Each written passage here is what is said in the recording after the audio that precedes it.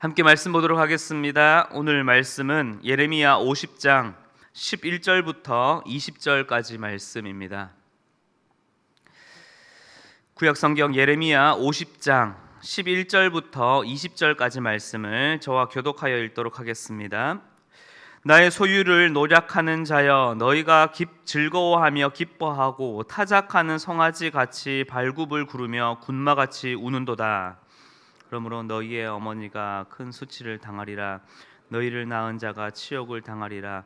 보라, 그가 나라들 가운데의 마지막과 광야와 마른 땅과 거친 계곡이 될 것이며, 여호와의 진노로 말미암아 주민이 없어 완전히 황무지가 될 것이라.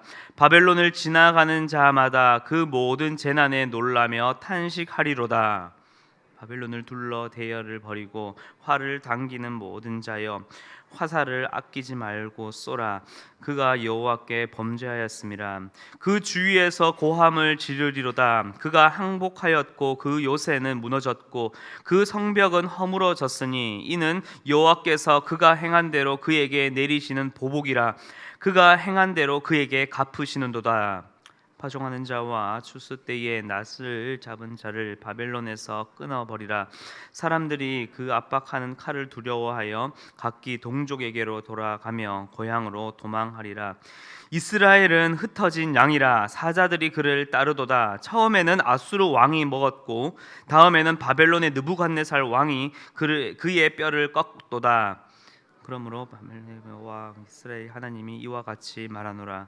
보라, 내가 아수르의 왕을 벌한 것 같이 바벨론의 왕과 그 땅을 벌하고 이스라엘을 다시 그의 목장으로 돌아가게 하리니 그가 갈멜과 바산에서 양을 기를 것이며 그의 마음이 에브라임과 길르앗 산에서 만족하리라. 여호와의 말씀이니라. 그날 그때에는 이스라엘의 죄악을 찾을지라도 없겠고 유다의 죄를 찾을지라도 찾아내지 못하리니 이는 내가 남긴 자를 용서할 것임이라. 아멘. 우리가 성경에서 익히 물맷돌이라 부르는 이 물매는 구약시대의 보편적인 무기 중에 하나였습니다.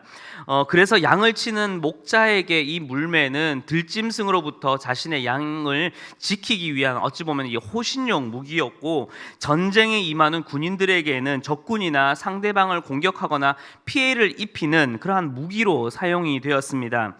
그래서 똑같은 물매이지만 어떠한 목적에 따라 사용하느냐에 따라 지키는 용도가 될지 아니면 해를 가하는 무기가 될지 그 쓰임새가 완전히 달라지게 됩니다. 하나님의 심판은 이제 마지막 바벨론에게까지 이르게 됩니다. 이러한 심판의 말씀을 지금까지도 계속 반복해서 계속해서 보다 보면 자칫 하나님께서 이 하나님의 주권이라는 것을 명분으로 삼아서 마치 이방 나라를 무력으로 휘젓는 것 같은, 마치 사랑이 없는 하나님처럼 느껴질 때가 있습니다. 그러나 어떠한 목적으로 사용하느냐에 따라 그 쓰임새가 달라지는 것처럼 하나님의 심판은 이방 나라를 심판하기 위한 무기가 아니라 택한 백성들을 사랑으로 지키기 위한 도구이며, 그 공의로우신 하나님의 일하심 안에는 택한 백성을 향한 신실하신 하나님의 사랑이 내재되어 있다라는 것입니다. 지금까지 바벨론은 자신이 마치 세상의 왕인 것 마냥 즐거워하고 기뻐하면서 주변의 온 나라와 그리고 오늘 말씀에서 등장하는 하나님께서 택하신 백성 이스라엘까지 함락시켰습니다. 그러나 이제 하나님의 이 심판이 바벨론에게 이제는 임했고, 이제는 그 처지가 180도 달라지게 됩니다. 12절 말씀을 보게 되면 바벨론은 세상의 중심 으뜸이 아니라 어떻게 됩니까? 나라들 가운데의 마지막이라 말합니다. 즉 꼴찌가 되어 버릴 것이라 말씀합니다. 그리고 또 당시에 이 바벨론의 위치는 이 메소포타미아 지역, 이 문명의 발상지라고 말하는 티그리스 강과 유프라테스 강 사이에 이 비옥한 지역을 그들이 가지고 있었는데요. 그런데 그들의 땅이 어떻게 해요? 광야와 마른 땅과 같은 거친 계곡이 될 것이라 말씀하고 있습니다. 또 수많은 사람 사람들과 그렇게 문명이 넘쳐나던 그 땅에는 하나님의 진노로 주민이 없는 황무지가 되어버릴 것이라, 그렇게 하나님의 심판이 임하여서 180도 바뀌어질 것을 말씀하고 있습니다. 이전까지 바벨론의 힘과 위엄에 주변 국가들은 경외나 아니면 두려움을 표하였으나 이제는 또 어떻게 바뀝니까?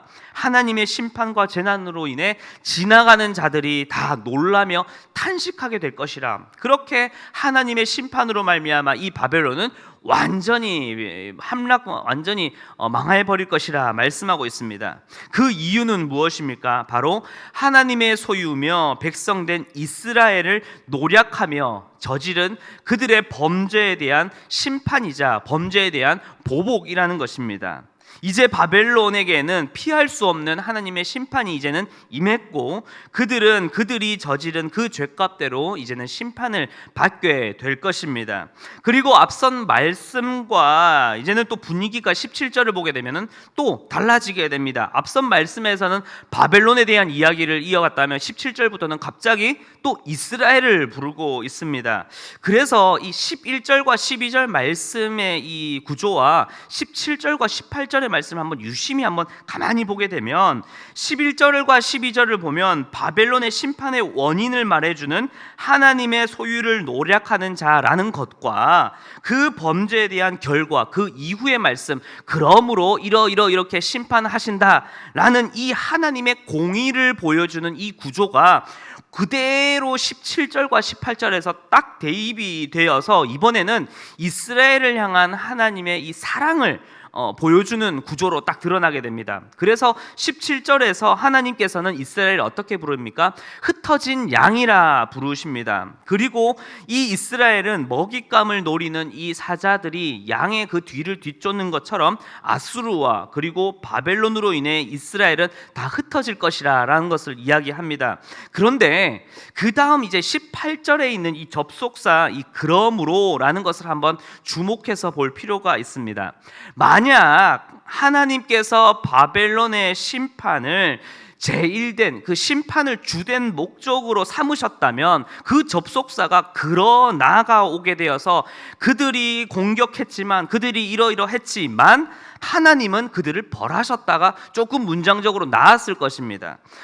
그런데 그러므로라고 하는 이 접속사는 똑같은 바벨론을 향한 하나님의 심판이지만 그 목적이 다른 방향으로 향하고 있다는 것을, 다른 방향을 추구하고 있다는 것을 보여주고 있습니다. 그래서 이 그러므로라고 하는 이 접속사의 다른 의미와 이 용례를 조금 찾아보게 되면 어떠한 의미를 가지고 있다면, 그러한 까닭에 그에 대한 담례로라고 하는 의미를 가지고 있습니다.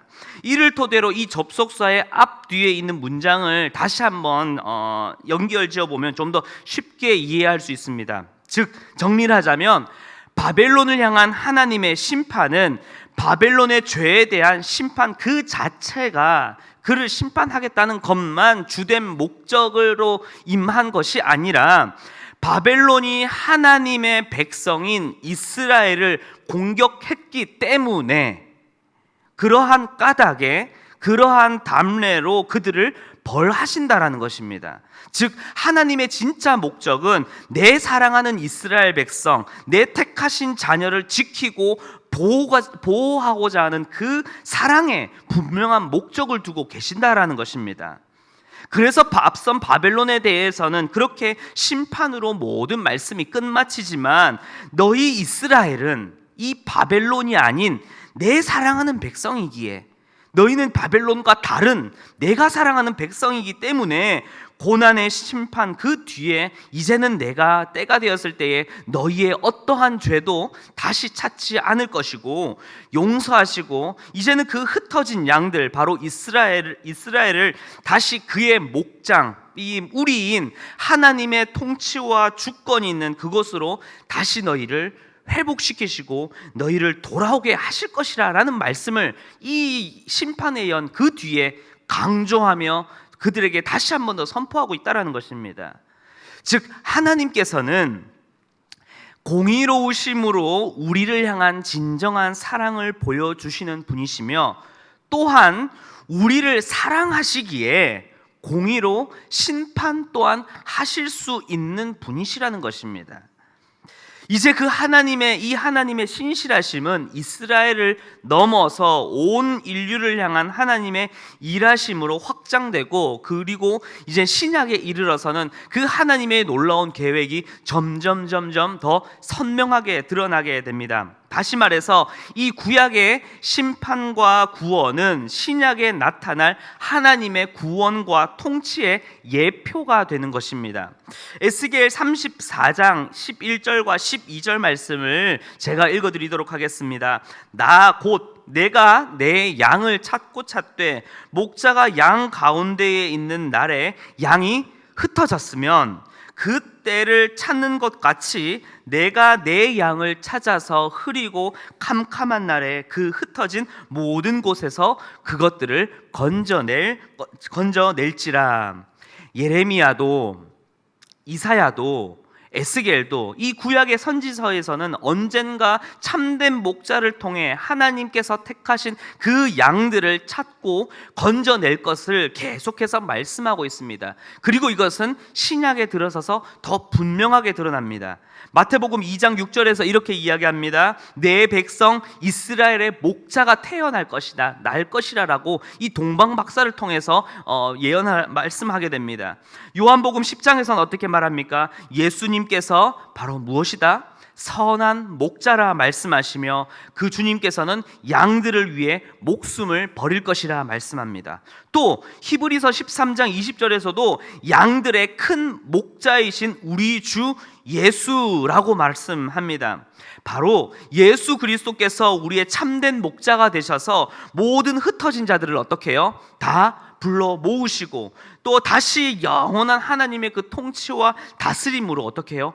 돌아가게 하실 것을 말씀합니다. 어떻게 그렇게 그 일을 감당하십니까? 바로 우리의 죄를 대신해서 그리스도께서 십자가에서 대신 우리를 위해 죽으시고 부활하심을 믿고 나오는 그 모든 자에게 바로 하나님의 자녀가 되는 권세를 주실 뿐 아니라 내가 그들과 영원토록 함께 하겠노라 라고 말씀하며 약속하셨기 때문입니다.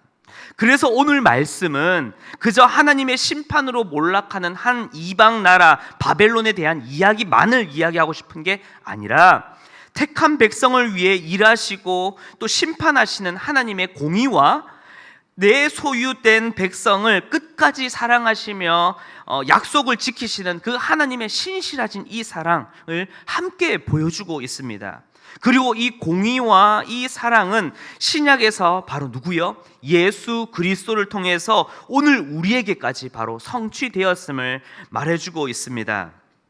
여러분, 한 치 앞도 볼 수 없고 한 치 앞도 내다볼 수 없고 내 뜻대로 죄의 길로 흩어져 걸어가는 우리를 예수님께서는 어떻게 하셨습니까? 그러한 우리를 다시 얻기 위해, 다시 부르시기 위해 자신의 목숨을 내어놓으시며 이제 우리를 부르고 계십니다. 그리고 예수님께서는 우리의 영원한 목자가 되셔서 이 땅의 수많은 들짐승의 공격과 이 땅의 수많은 원수들의 공격, 그 고난 속에서도 우리를 건지시며 그리고 그 길을 함께 가시겠노라 말씀하십니다. 그리고 결국에는 우리를 영원한 하나님 나라, 다시 그분의 목장으로 우리를 인도하실 것입니다. 이 하나님의 공의와 사랑은 너무나도 보잘것없는 바로 누구예요? 우리에게 향하고 있으며 구원받을 자격 없는 우리와 오늘 우리의 인생 이 순간에도 바로 은혜로, 그 은혜로 우리 가운데 흘러갈 것입니다. 여러분, 이 사실을 믿으십니까? 사랑하는 성도 여러분, 추운 겨울이 오면 그 추위에 눈은 쌓여져 갈 것 같지만 언젠가 다 녹아 사라질 것입니다. 오늘 그렇게 폭우가 내 인생 가운데 오더라도 언젠간 그 폭우도 그치고 해가 뜰 것입니다. 하지만 이러한 순리 앞에 머물러 흘러가 버리는 우리의 인생이 되지 않길, 그렇게 흘러가 버릴 것이라 내 생각과 판단대로 해석해 버리고 끝이 나는 우리의 인생이 되지 않길 기도합니다. 우리가 믿고 확신하는 것은 무엇입니까?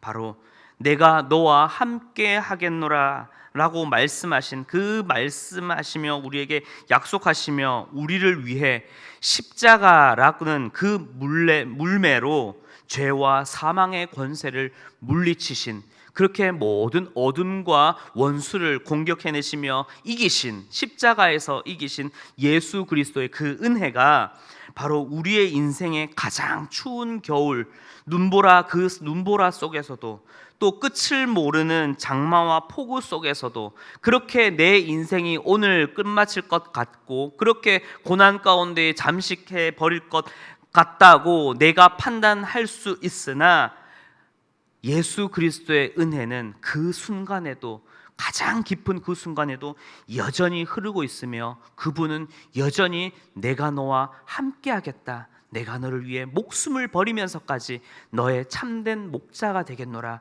그 주님께서는 오늘 이 시간에도 여러분에게 말씀하고 계십니다.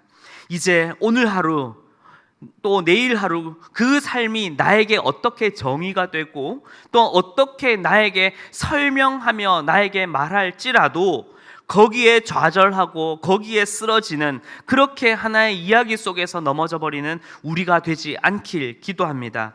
우리의 소망은, 우리의 확신은 그 고난 중에서도 우리를 변함없이 사랑하시며 우리를 은혜 가운데로 다시 부르시고 다시 우리를 모으셔서 우리를 영원한 하나님 나라, 그의 목장으로 우리를 부르신 그 선한 목자 되신 예수 그리스도, 그 은혜로 우리의 삶은 언제나 정의될 것이라는 것입니다. 바로 그 은혜를 기억하시며 오늘 하루도 내일 하루도 온전히 그 은혜로 말미암아 우리의 선한 목자 되신 예수 그리스도와 함께 오늘 하루를 걸어가시는 저와 여러분들이 되시길 주님의 이름으로 축원합니다. 함께 기도하겠습니다. 사랑과 은혜가 풍성하신 주님, 참으로 감사를 드립니다. 보잘것없고 아무런 자격 없는 우리를 사랑하여 주셔서 그렇게 눈보라와 같은, 폭풍과 같은 인생 앞에 그렇게 좌절해 버릴 것 같은 우리의 인생이지만 그 인생 속에 우리를 두시지 않으시고 예수 그리스도를 통하여 내가 너와 함께 하겠노라, 내가 너와 영원토록 함께 걸어가겠노라 말씀하여 주신 그 주님의 크신 은혜에 감사를 드립니다. 하나님, 그 은혜가 있기에 우리는 오늘 하루를 또한 살아갈 수 있음을 고백합니다. 주님, 세상 가운데 찾아오는 삶의 모든 어려움과 공격과 원수들의 그 공격 가운데서도 주님께서는 바로 십자가라는 그 물매로 모든 죄와 사망의 권세를 다 부수시고 승리하여 주심에 감사를 드립니다. 주님, 이제는 우리의 인생이 내 눈앞에 펼쳐지는 고난과 어려움으로 정의되어지는 인생이 아니라 그 고난 속이라 할지라도 영원토록 내가 너와 함께 하겠노라 라고 말씀하시는 선한 목자 되신 예수 그리스도 옆에 단단히 서서 그 주님을 붙잡고 그 주님의 은혜로 다시 정의가 되며 그 은혜로 재도약하는 우리의 오늘 하루가 되게 하여 주시옵소서. 감사를 드리며 살아계신 예수 그리스도의 이름으로 기도하였습니다. 아멘.